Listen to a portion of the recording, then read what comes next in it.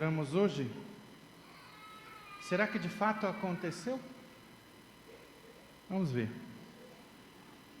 Na história do mundo só houve um caso em que se vedasse um túmulo com uma pedra e um selo e se montasse uma guarda para vigiá-lo para se evitar que um defunto dali saísse. Foi justamente o caso de Jesus. Que espetáculo poderia haver de mais patético do que uns soldados vigiando um cadáver para que o morto não voltasse a andar, aquele que estava calado não voltasse a falar, o coração atravessado pela lança do centurião não voltasse a bater.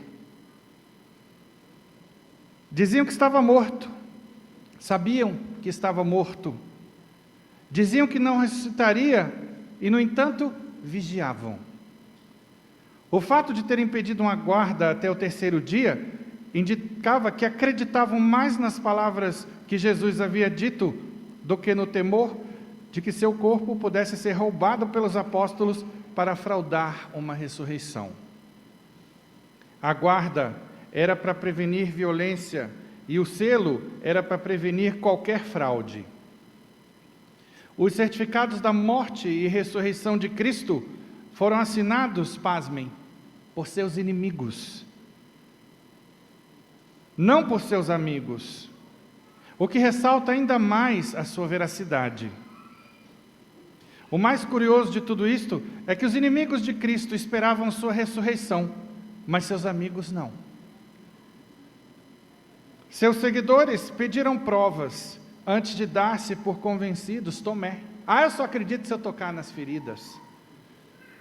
Parece que os discípulos e as mulheres se recordavam mais do que Jesus havia dito sobre sua paixão do que aquilo que ele tinha dito sobre a sua ressurreição. Quando Cristo foi sepultado, parecia que era sepultada também a esperança dos apóstolos e discípulos de vê-lo de novo. Tanto que as mulheres foram ao túmulo, não para ver Jesus ressuscitado, senão para ungir seu corpo com óleo e aromas. A ressurreição, apesar de anunciada, era algo que nunca esperaram. Tanto que quando chegaram lá e viram que a pedra havia sido retirada, não concluíram que Jesus tinha ressuscitado, senão que pensaram que seu corpo havia sido roubado. Utilizando a perspectiva histórica, notamos que a ressurreição de Cristo é um evento que ocorreu em uma dimensão definida de tempo e espaço. Wilbur Smith e Simon Greenleaf foram estudiosos cristãos proeminentes que defenderam a veracidade da ressurreição de Jesus Cristo com base em argumentos históricos, legais e racionais.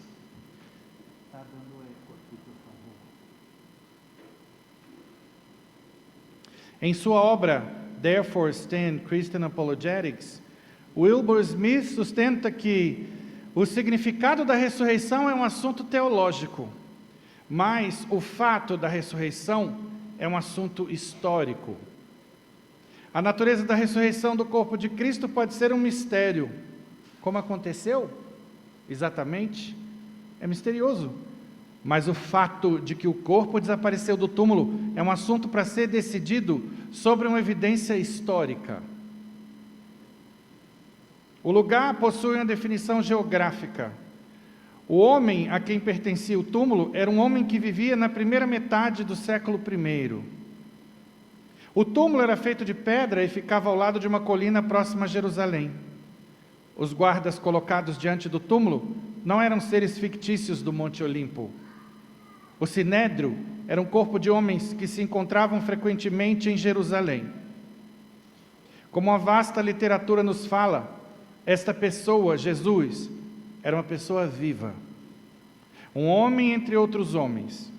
E os discípulos que saíram para pregar o Senhor ressuscitado eram homens entre homens.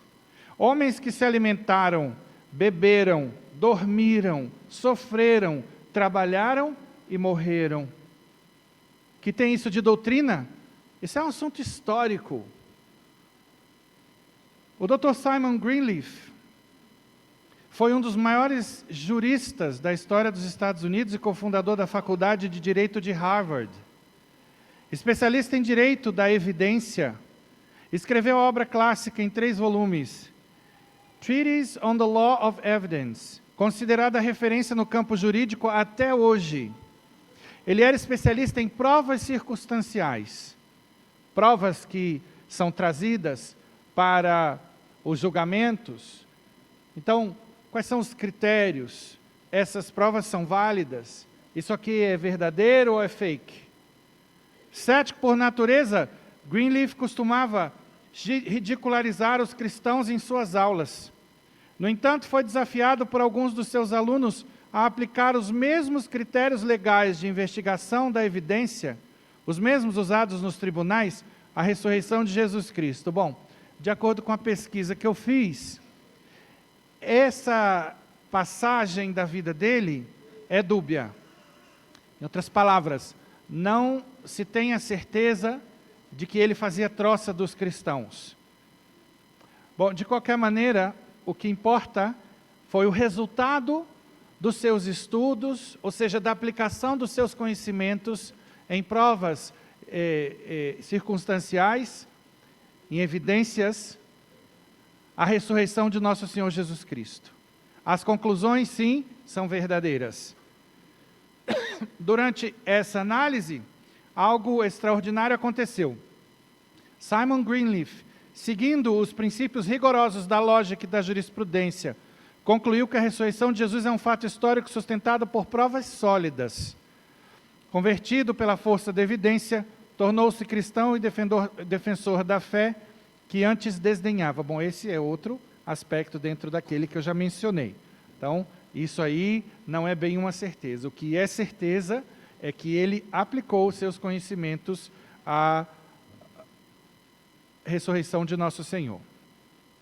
Sobre o valor das evidências circunstanciais, Greenleaf afirmou: se há um número suficiente de pessoas vivas quando as informações sobre determinado evento são divulgadas, e essas pessoas foram testemunhas ou participantes do fato, é possível estabelecer com grande precisão a veracidade desse evento histórico. E é assim que nós aprendemos história. Por exemplo, a independência do Brasil.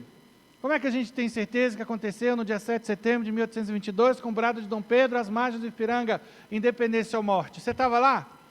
Não, nem eu. Mas havia pessoas que estavam lá, que foram testemunhas, e a notícia correu, e isso daí passa para o papel, a partir do fato que é testemunhado. Greenleaf argumentava que os apóstolos, antes temerosos e desacreditados, passaram a anunciar com coragem a ressurreição de Cristo, enfrentando perseguições, torturas e até a morte. Lembrem-se da covardia dos apóstolos. Ninguém acompanhou Jesus na Via Sacra. Só teve mulher, as mulheres de Jerusalém, Nossa Senhora, Verônica. Cadê os machos? Não tinha um. Aos pés da cruz tinha um. João, para salvar a nossa espécie. E quem? 3 mulheres. E aí, de repente, esses homens covardes, medrosos, Pedro, que negou Jesus 3 vezes, cheio de coragem, acaba morrendo crucificado. E pediu para ser crucificado de cabeça para baixo, porque não se considerava digno de ser crucificado de cabeça para cima como mestre. É possível morrer por algo que se acredita ser verdade, mesmo que seja falso, mas ninguém morre por algo que se sabe ser mentira. Jamais. Nenhum ser humano seria capaz de dar sua vida por uma mentira. Então nós temos os testemunhos dos primeiros cristãos que davam as suas vidas nas arenas romanas, no famoso Coliseu, por causa da convicção de que Cristo morreu e ressuscitou, que nunca mentiu, que disse ser Deus e era Deus, e que, portanto, eles também ressuscitariam, como nós que cremos e o seguimos, ressuscitaremos. Os apóstolos que testemunharam Cristo crucificado e ressuscitado deram suas vidas por esse testemunho. Todos foram martirizados, todos, exceto São João. A transformação radical dele, segundo Greenleaf, só é explicável por uma realidade objetiva. Jesus verdadeiramente ressuscitou. E aí vem um padre famoso nas redes sociais, cuidado com esses, parece que quanto mais fama, mais herege. E diz: a materialidade da ressurreição de Cristo não importa. Ora, isso vai contra o que São Paulo disse: Cristo não ressuscitou, vã é a nossa fé. Essa doutrina é de um herege protestante chamado Rudolf Bultmann, que fala que o que importa é a história de Cristo, é o romance cristão. Ora, eu não sou padre por um romance, porque achei poética a história de Jesus. Eu sou padre e sigo Jesus Cristo por essa convicção, por causa das promessas que Ele faz, pela grandeza da sua doutrina, acima de tudo que eu já vi, li e estudei na minha vida inteira. Eu que já rodei feito peão por várias religiões, nunca encontrei nada tão sublime, tão inteligível, tão conforme a natureza humana, e que faça tanto bem quanto colocado em prática. Então, a minha convicção, em primeiro lugar, ela é intelectual, mas depois ela é prática, na medida em que todos nós que fizemos a experiência de colocar em prática o que Jesus ensina, nos tornamos outras pessoas. A paz que nós sentimos é outra. A mudança de vida é radical. A felicidade é fato. Me considero uma pessoa felicíssima. Tenho minhas cruzes, minhas dificuldades, como todo mundo tem. Mas eu vivo, como já disse e repito, no modo paz. Posso perder a paciência aqui, ficar nervoso por alguma coisinha ali, mas, na média, paz. Sempre, tudo isso passa. A raiva passa, a preocupação passa. Por quê? Porque a certeza está lá, que é Cristo Jesus. A própria Escritura reforça esse testemunho. Atos 1,3 diz: aos quais também, depois de ter padecido, se apresentou vivo, com muitas e infalíveis provas, sendo visto por eles por espaço de 40 dias, e falando das coisas concernentes ao reino de Deus. Existem mais provas. Quando Jesus morreu, o céu escureceu, a terra estremeceu, o véu do templo se rasgou, os mortos saíram das suas sepulturas. Olha que coisa fantástica. Imagina o povo de Jerusalém assistindo isso. Quer testemunhas melhores do que essas? Aquelas pessoas que estavam lá e viram ele morrer, ficaram com ele 40 dias. E não é à toa que o tempo é medido em antes e depois de Cristo, não é à toa que ele é o maior revolucionário da história. Não tem Napoleão Bonaparte, Churchill, Karl Marx, não tem ninguém que chegue perto de Jesus. Confúcio, escolhe aí. Fala para mim um sábio que mudou a face da terra como Jesus mudou. Non c'è, como dizem os italianos. Então, meus irmãos, essa é a base da nossa fé.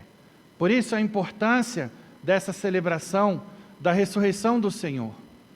Porque aqui nós revivemos. Essa cerimônia da vigília é tão linda porque repassamos toda a história da salvação, todo o contato de Deus conosco, os milagres que Deus operou, sendo o maior deles a encarnação, paixão, morte e ressurreição de nosso Senhor Jesus Cristo.